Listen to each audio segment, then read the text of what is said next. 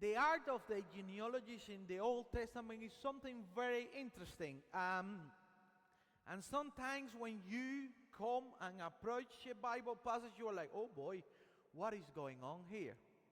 You have plenty of names that, to be honest, if you are selecting a name for a child, Lily, imagine like if you were selecting a name for a child in the future, or you are giving like an offering of a name, will you select the name from this list that you got in Genesis chapter 5?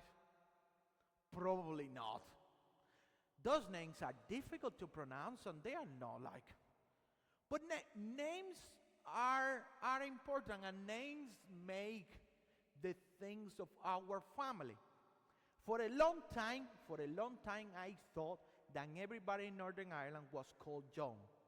Because when I arrived to my wonderful white family, my father-in-law is called John, my brother-in-law is called John, the two nephews are called John, and I thought, oh, job sorted. In Northern Ireland, if I say John, I am going to be right. And I, for a long time, used to call everybody John. And then I arrive here, and at the moment, there is only one John Menes. And he doesn't like me when I say John Menes. He say, I'm the only John, just call me John. Too many Johns, bro. The lists and names are important, and we have these lists. And then sometimes we have the surname, but we try to pass our name to somebody else. I just only have like 3 girls, and so Tagle is going to die very soon. So I am been using Tagle as my name, and hopefully somebody will pick it up and use it as a name. You just want the passing of the names. But in the first verse of this genealogy, we also have a big downgrade to the system. We have the first thing that is not an upgrade. Like if you are selecting a new phone, are you selecting a better phone, Deborah, or a worse phone than the one that you have at the moment? A better. You are selecting a better. If you have an iPad and you want a new iPad, you are selecting a bigger, faster, a more efficient one. Who normally select a downgrade for the item? You see, I'm going to buy a new TV because the TV is too small. You never heard somebody saying that the TV was too big, I'm going to get something small. But look in verse 1 of chapter 5. We are given the biggest downgrade of history. You read, and this is the book of the generation where God created man. He made him in the likeness of God. And then you're like, oh, fantastic, the likeness of God. And then, look, when Adam has lived 130 years, he fathered a son in his own likeness, after his image, and he named it Seth. So we went from being created in the image of God to now be sharing the image of the fallen man. And that's something that is important for us to understand. We are now in this kind of a downgrade of a situation that takes us to this not beautiful picture, but terrible picture that you have, and he died, and he died, and he died, and he died. Did you notice when I was reading the passage that you get different things, and everybody, and he died, and he died, and he died. And some people say like, oh, are you sure, Tyler, this is the day that you want Bible class to be in the service? They were talking that this was boring, and now we are talking about dead people. Sorry.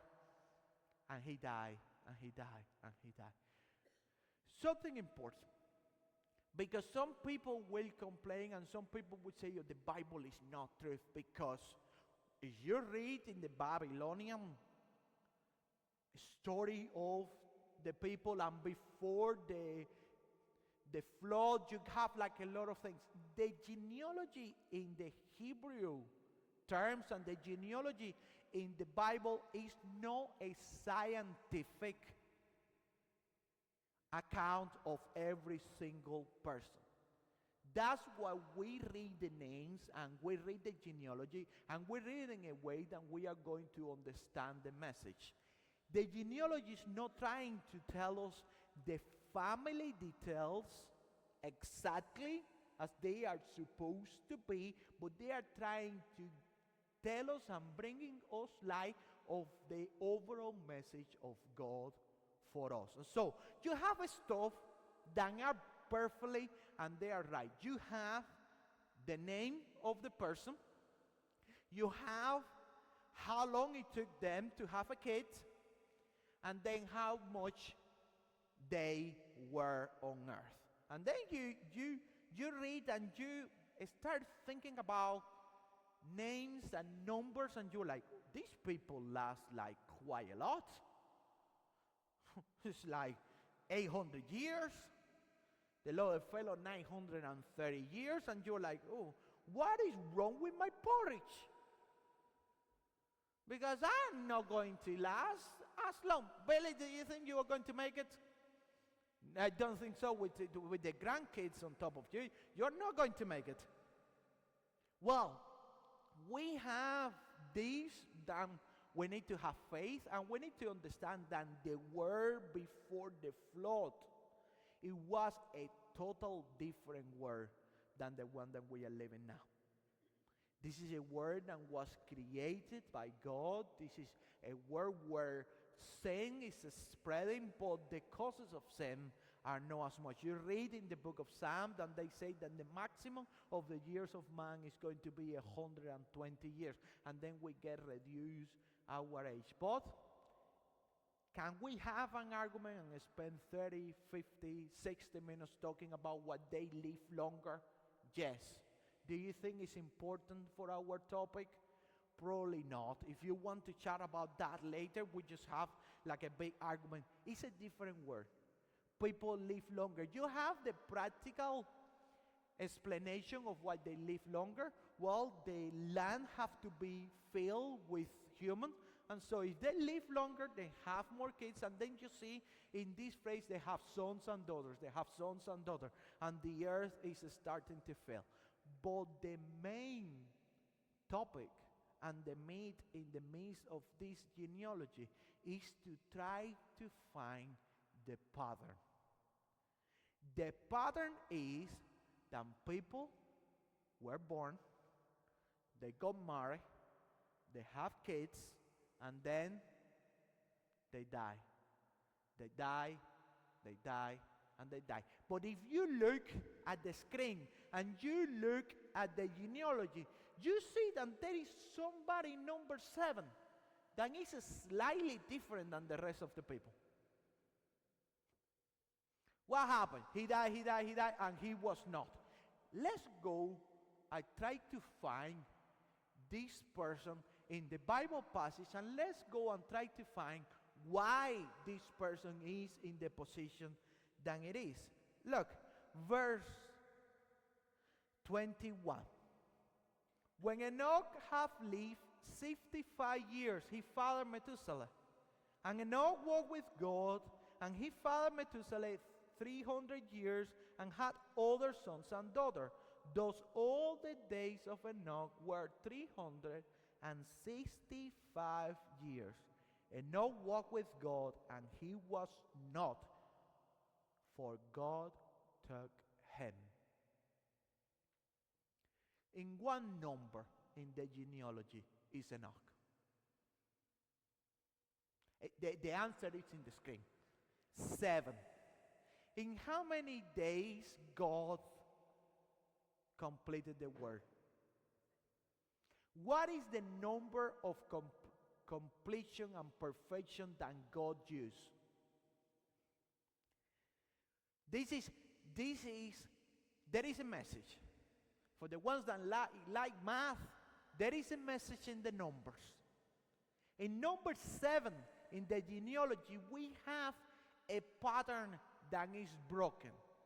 Somebody that is different. You remember Genesis 3, we have sin coming into the world.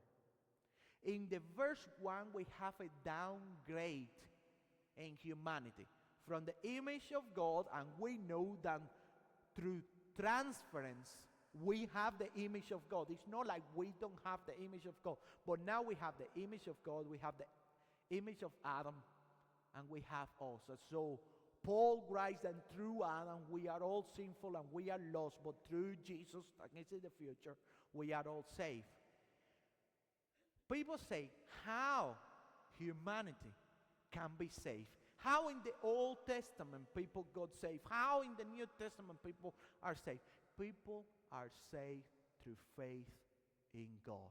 And as we see this pattern of destruction, this pattern of everybody's going to die and things are terrible and things are bad, we have this, what is called an outlier. We have somebody that doesn't fit that mold. We have this guy, Enoch, that managed to have what at this time nobody was having. He managed to have fellowship with God. How do we know that he had fellowship with God? How God? Because God is telling, remember that the book of Genesis is Moses hearing the message of God in Mount Sinai. How God is telling Moses a clue on how to have fellowship with him. What happened with Adam and Eve in the garden? Adam and Eve in the garden, pre the fall, they walk with God. So the symbolism and the message of having fellowship with God is walking with God. That's the message. If you had a picture of somebody that is walking with God, you have a picture of somebody that is having a friendship with God. Enoch walked with God. So if you try to use the brain a tiny bit and you try to make the puzzle and fit the pieces, you are, how can we avoid being part of this pattern? And he died. How can we avoid that? Walking with God. So the message in Genesis 5, the message of this genealogy, what God says is like, I want to complete you in me. Number 7. I want to complete you in me. This is the situation that we have. This is the problem that we are facing. And this is the solution for your problem. If you don't want to die, you need to have fellowship with God. Let's go back to those. All the days of Enoch were 365 years. Even though in our normal standards, he had like a lot of years. But when you compare Enoch with the amount of years that those people were living on the earth, he just like didn't have too much. But Enoch knew, and Enoch understood that this part was not the important part. This part was not the end. This part was not the total. But the fellowship with God and being with God is where real life is. I always say, I was reading the other days and it was like a really beautiful picture. Like, there was this lady in LA that was a vegan. Vegan is like, if you don't know, the young people know about this, vegan is like a very extreme vegetarian. They have nothing that is animal thing or whatever. So the funny story about this vegan lady is like, he got by mistake in a restaurant given a proper burger. Not a vegetarian burger, but he was given like a real burger. And she's now a butcher. After she tried the real thing, forget being vegan. She's now a butcher and she loves meat. This is like a bit of an extreme situation. But in life, when we are on this earth, we see the things, and even today when we see the grapes, the pineapple, the pumpkin and everything, this is the real things for us. This is the most amazing. I don't have a picture of something better than these flowers. But I know, I have faith that God has something better. We were talking about this in Make Quick. We are so focused on the earth and so focused in the things that are happening that we lose sight of heaven. We lose the importance and the blessing of heaven. And as Enoch was living in this earth, he was able to set his eyes on God, his eye on Jesus, and his eyes on heaven. So because he had this perfect fellowship with God, he has this friendship with God, there was nothing else that he could do on earth than just to be with God. There is another guy in the Bible that also goes with God before having to die. Do you know the name of that guy? No? Okay, who is going to shout it out loud? If you are grown, we just mute it on the live stream. Elijah. He just was taken with God. So the question is, in the Old Testament, we have this picture of people that can be saved. We all can be saved. But we need to set our eyes and set our desire and set our life in the one that can save us. We continue reading and we have this kind of like outlier, and we continue reading. And then you have Lamech. And he made an outstanding declaration for his son. What he say? And he called his name Noah, verse 29. And out of the ground that the Lord has cursed, this one shall bring us relief from our work and from the painful toils of our hands. That's such a big expectation. Sometimes our parents have like such a big expectation. Lamech have such a big expectation in Noah. Lily, sometimes you feel like the expectations are too much. Yes. Not realistic. Not realistic. And because your brother failed to meet the expectation, is the younger one that have to fulfill everything. You have to make up for Charlie. Charlie, if you watch online, she has to make up for you. The expectation for Noah was an expectation that it was crazy. Do you think Noah, we are going to be learning about the life of Noah, do you think Noah was going to be able to make all of those expectations, even though he was an amazing guy? Not really. Not really. Because Lamech, even though Noah is going to be fantastic and he's going to save his family and he's going to bring the hope still alive in us, he doesn't break the outlier. The only way of breaking the outlier is through the one that was not. The question that we have and the teaching in this genealogy is something a bit simple but profound. The question that we have to answer, each one of us in a way of another, the expectation that we have to set for ourselves and for our children and for our family is, how can we be alive? Who wants to die in here? Let's be honest. Who wants to die in here? Nobody wants to die. It doesn't matter how Christian I am and how amazing. Like sometimes, like there are things that scare you. And death sometimes can be scary. But the thing that just surprised me, the things that encourage me, and the things that I want to grab between all of these names and between all of these numbers is this line. walk with God, and he was not, for God took him. We all have a wonderful opportunity.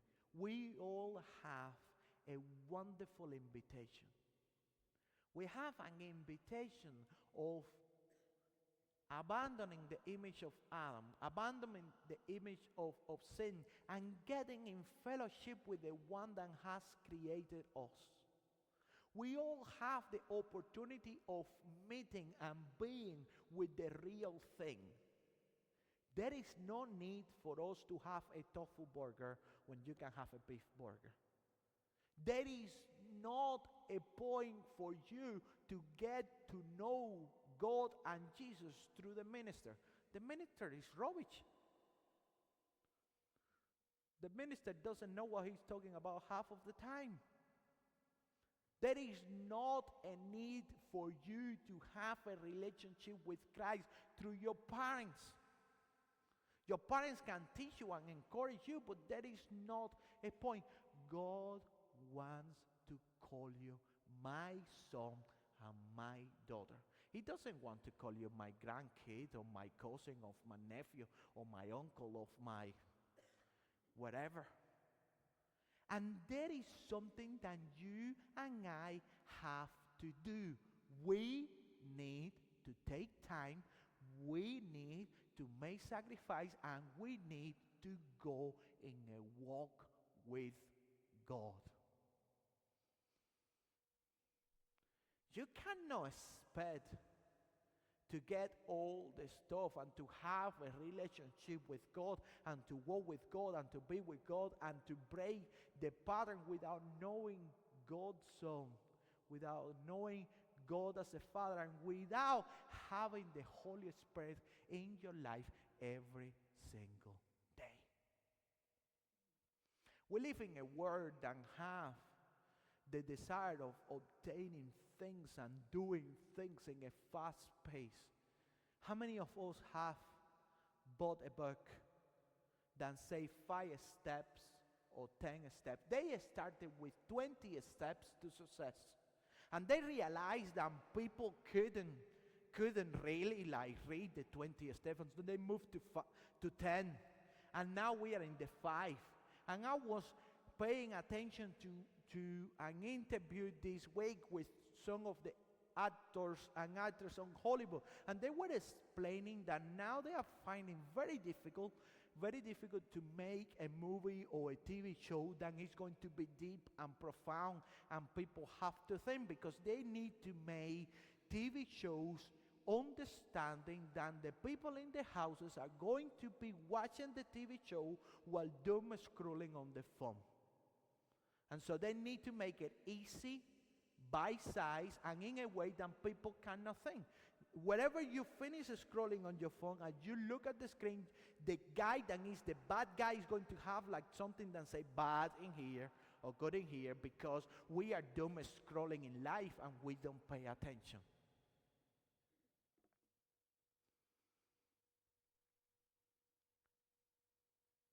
Enoch walk with God. It didn't say that Enoch have a chat with God while having TikTok or while Instagramming or having YouTube or while doing something else. He focused in God. And let's be honest, you perhaps cannot focus in God 24/7, and you are saying, I have other stuff to do with my life. But we need to dedicate a moment, to dedicate a space in which distractions move away, the world get put in pause, and stop doom scrolling to life and expecting that at the end we are going to know what God is. The easy chance for us, the easy thing for me, and I thought for a couple of times, because it's a harvest service, and I thought I do the parable of the sower and it's going to be so nice, is to bypass some of the message, to try to avoid the difficulty, to try to fill our life with other stuff. The call is to walk with God, to be with God, and to have the image of God in us. Many blessings. Let's stand and sing.